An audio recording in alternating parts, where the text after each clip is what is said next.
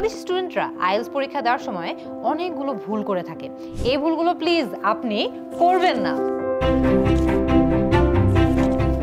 একদম প্রথম যেই ভুলটা সেটা হচ্ছে রিপিটিশন। খেয়াল করেন একটা বাক্য, climate change is one of the biggest problems facing the world today. Grammatically সব ঠিকঠাক আছে। এরপরে আরেকটা সেন্টেন্স দেখেন, governments need to take immediate action to stop climate change.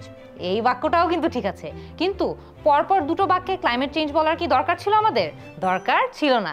Easily আমরা চাইলে সেকেন্ড বাক্যটাতে ইট বলে দিতে পারতাম। Governments need to take immediate action to stop it, একটা প্রোনাউন ব্যবহার করে রিপিটেশন অ্যাভয়েড করতে পারতাম। চাইলে আমরা প্যারাফ্রেজ করেও কিন্তু রিপিটেশন অ্যাভয়েড করতে পারতাম। বলতে পারতাম governments need to take immediate action to stop global warming. অর্থ কিন্তু একদম সেম, আমরা জাস্ট দুটো ইন্টারেস্টিং ট্রিক ব্যবহার করে সেম অর্থ রেখে আমরা রিপিটেশনের ভুলটা অ্যাভয়েড করেছি। I drank a glass of water. দেখেন অনেক জায়গায় অনেক কিছু শুনবেন যে অমুক অ্যাকসেন্টে কথা বললে বেশি ভালো বা তমুক অ্যাকসেন্টে কথা বললে মনে হয় আইএলটিএস পরীক্ষায় বেশি মার্ক পাওয়া যায়। এই সকল ধারণা কিন্তু ভুল। আইএলটিএস পরীক্ষায় কিন্তু অ্যাকসেন্টের জন্য আলাদা করে কোনো মার্ক নাই, তবে সঠিক ইংরেজিতে কথা বলার জন্য কিন্তু মার্ক আছে। আপনি চেষ্টা করবেন আপনার ন্যাচারাল অ্যাকসেন্টে কথা বলতে, তবে একদম অ্যাকুরেট গ্রামার, সঠিক ইংরেজির নিয়মগুলো ফলো করে কথা বলতে, তাইলেই কিন্তু যথেষ্ট।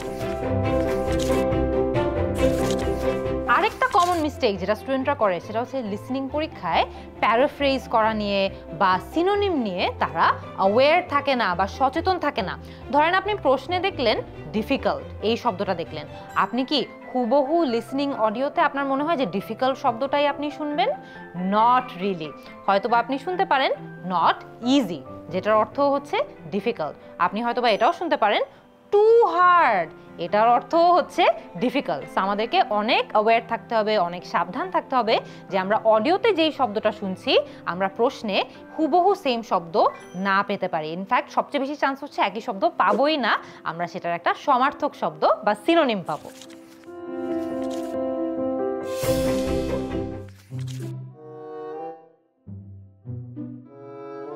এই যে ও যে এটা করছে, এটা প্লিজ আপনি করবেন না, ঠিক আছে? র্যান্ডমলি সব লাইন রিডিং পরীক্ষায় দাগানোর কিন্তু কোনো দরকার নাই। শুধুমাত্র গুরুত্বপূর্ণ যে কিওয়ার্ডগুলো আছে, শব্দগুলো আছে, ফ্রেজেসগুলো আছে, সেগুলো দাগালেই কিন্তু আপনি পরে প্রশ্নের সাথে মিলিয়ে সেই অ্যান্সারগুলো খুঁজে পাবেন অনেক সহজে। তো এইভাবে সব শব্দ যদি আপনি একদম মনের মাধুরী মিশিয়ে দাগাতে থাকেন, তাহলে কিন্তু প্রশ্নের সাথে মিলিয়ে গুরুত্বপূর্ণ উত্তরগুলো কখনোই সময় মতো খুঁজে পাওয়া সম্ভব হবে না। কি বুঝলা? আজই ভর্তি হয়ে যান আমার IELTS কোর্সে।